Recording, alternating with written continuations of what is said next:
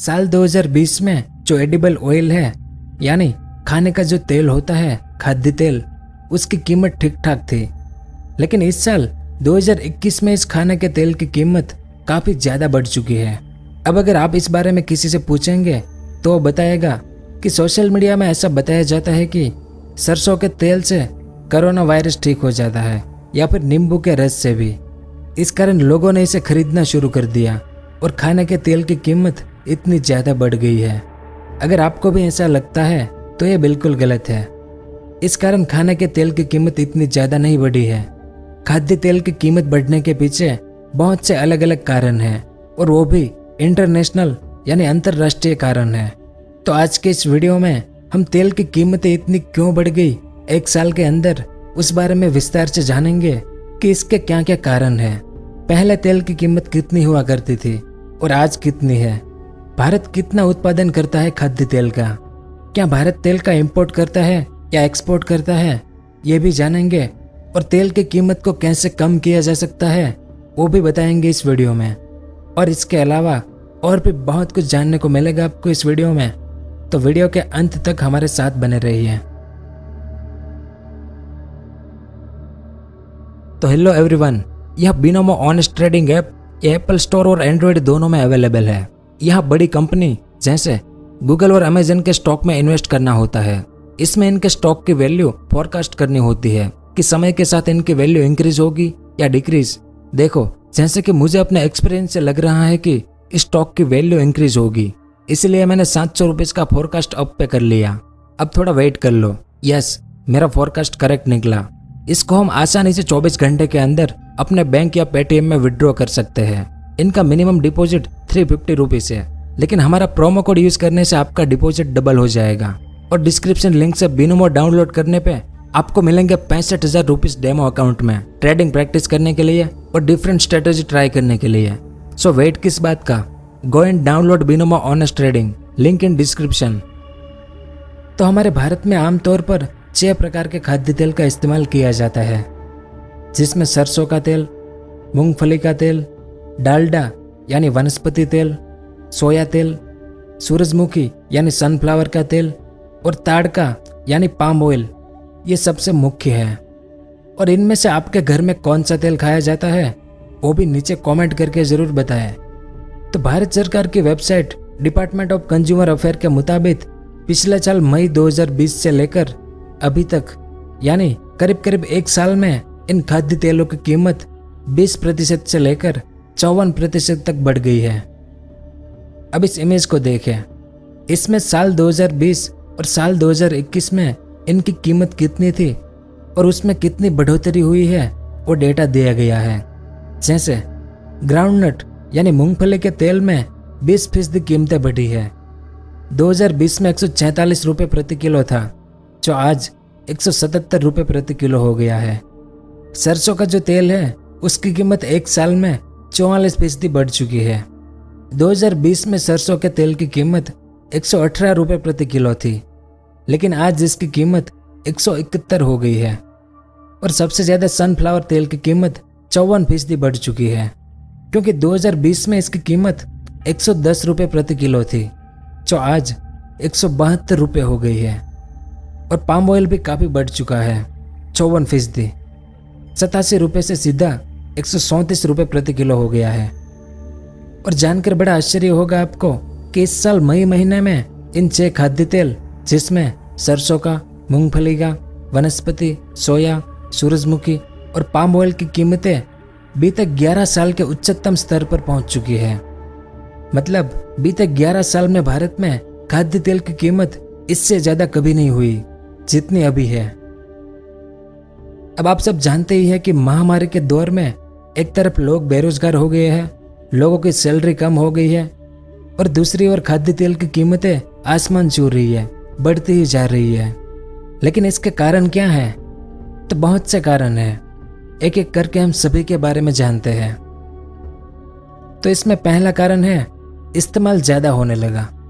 साल 1993-94 में भारत की एक बड़ी आबादी गाँव में रहती थी, आज भी रहती है, लेकिन तब इससे भी ज़्यादा थी। तो गांव के लोग रोटी सब्जी दूध दही खाकर जीते थे, लेकिन आज हम सब तला हुआ ज़्यादा खाने लगे हैं। इसका डेटा भी है। साल 1993 में गांव के लोग एक महीने में करीब 370 से 480 ग्राम तेल खाते थे, लेकिन आज वही गांव के लोग 670 ग्राम तेल खाने लगा है। और साल 1993 में शहर के लोग एक महीने में 560 से 660 ग्राम तेल खाते थे, लेकिन आज शहर के लोग 850 ग्राम तेल खाने लगे हैं। तो आप देख ही सकते हैं कि इसका इस्तेमाल समय के साथ साथ बढ़ता ही चला जाता है। दूसरा कारण है भारत में खाद्य तेल का कम उत्पादन। हमारा भारत एक कृषि प्रधान देश है, फिर भी भारत में तेल का उत्पादन उतना नहीं होता जितना देश में तेल की जरूरत है। जैसे हर साल भारत को 23 से 25 मिलियन टन तेल की जरूरत पड़ती है, लेकिन सामने भारत हर साल सिर्फ 8 से 10 मिलियन टन ही तेल का उत्पादन कर पाता है। तो एक्सपोर्ट करने का तो सवाल ही पैदा नहीं होता। यानी भारत को हर साल 54% खाद्य तेल दूसरे देशों से मंगवाना पड़ता है, क्योंकि जरूरत है 23 से 25 मिलियन टन की और उत्पादन है सिर्फ 8 से 10 मिलियन टन का, जिसमें सभी तेल आ गए हैं। तो 13 मिलियन टन तेल हम हर साल इंपोर्ट करते हैं, जो कि करीब 61,000 करोड़ रुपए का आता है। अब बाहर से मंगवाएंगे तो पैसा भी ज्यादा लगेगा, क्योंकि ट्रांसपोर्ट बढ़ेगा। जिन देशों से हम खाद्य तेल लाते हैं उन देशों की ड्यूटी लगती है इस पर। हमारे देश में सरकार की ड्यूटी लगती है। इस कारण बाहर से मंगवाया हुआ तेल महंगा हो जाता है। इसमें पाम ऑयल हम मलेशिया और इंडोनेशिया से मंगवाते हैं। सोयाबीन का तेल हम अर्जेंटीना और ब्राजील से मंगवाते हैं, और सनफ्लावर का तेल हम यूक्रेन और अर्जेंटीना से मंगवाते हैं। तो इतना तो हमने जाना कि भारत आधे से ज़्यादा अपना खाद्य तेल बाहर से मंगवाता है।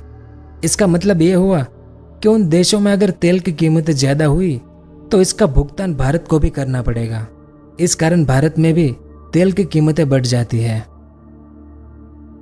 अब तीसरा कारण कि इंटरनेशनल यानी अंतर्राष्ट्रीय बाजारों में तेल की कीमतें ज़्यादा हो गई। तो दो ऐसे अंतर्राष्ट्रीय बाजारें हैं जहां पर जो तेल की कीमत होती है उसका सीधा कनेक्शन हमारे भारत के बाजारों पर पड़ता है। एक तो मलेशिया, जहां से हम पाम ऑयल खरीदते हैं। तो पिछले साल यानी 2020 में मलेशिया में पाम ऑयल की कीमत थी 2281 रिंगिट। रिंगिट उनकी करेंसी है। और इस साल मलेशिया में पाम ऑयल की कीमत है 3890 रिंगिट। 2281 रिंगिट से 3890 रिंगिट।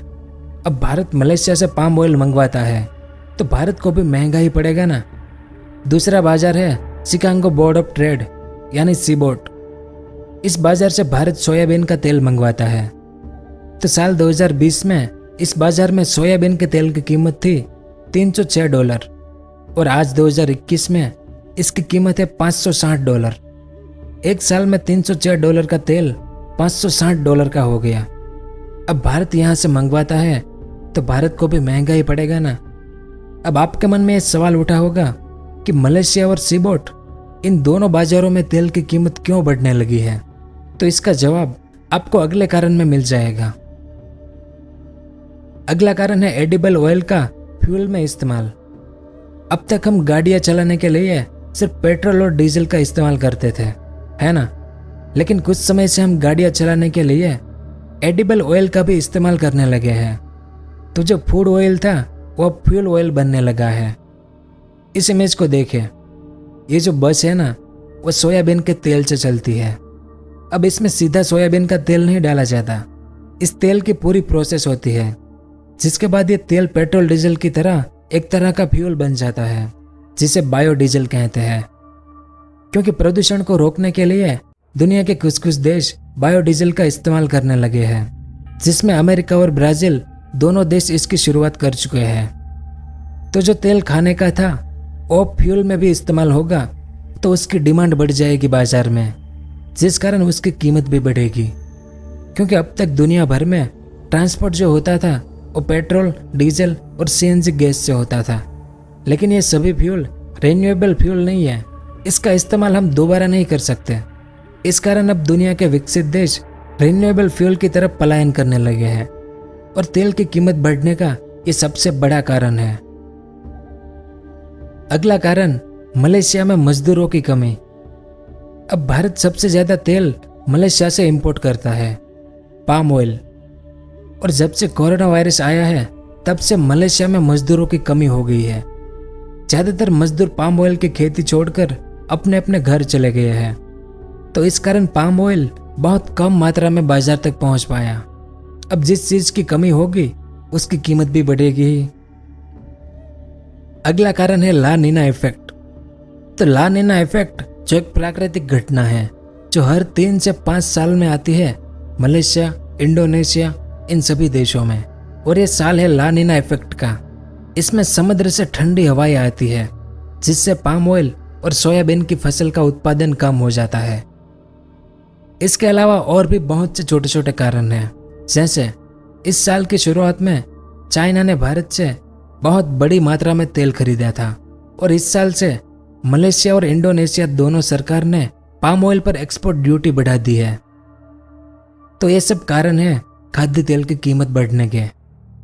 अब बात करते हैं कि तेल की कीमतें कैसे कम हो सकती है। तो तेल की कीमत कम करने के लिए भारत के पास एक ही ऑप्शन है। जो तेल हम इंपोर्ट करते हैं उस पर जो इंपोर्ट ड्यूटी लगती है उसे सरकार कम कर दे। और जानकर बड़ा आश्चर्य होगा आपको कि जो तेल हम बाहर से मंगवाते हैं उस पर 2021 से 35% तो टैक्स लग जाता है। पाम ऑयल पर 60% इंपोर्ट ड्यूटी है, सोयाबीन तेल पर 38.5% और सनफ्लावर तेल पर 49.5% इंपोर्ट ड्यूटी लगती है। अब जहां से हम लाते हैं मलेशिया और इंडोनेशिया, वहां पर एक्सपोर्ट ड्यूटी बढ़ी है इस साल और भारत सरकार उस पर इंपोर्ट ड्यूटी लगाती है। तो सस्ता कहां से मिलेगा? सरकार इंपोर्ट ड्यूटी कम कर दे तो ही खाने का तेल थोड़ा बहुत सस्ता हो सकता है, और कोई रास्ता नहीं है। तो यह सब कुछ था इस वीडियो में। उम्मीद है कि आपको पता चल ही गया होगा कि तेल की कीमतें क्यों बढ़ी है। वीडियो पसंद आया हो तो लाइक और शेयर जरूर करें। पूरा वीडियो देखने के लिए आपका बहुत बहुत धन्यवाद।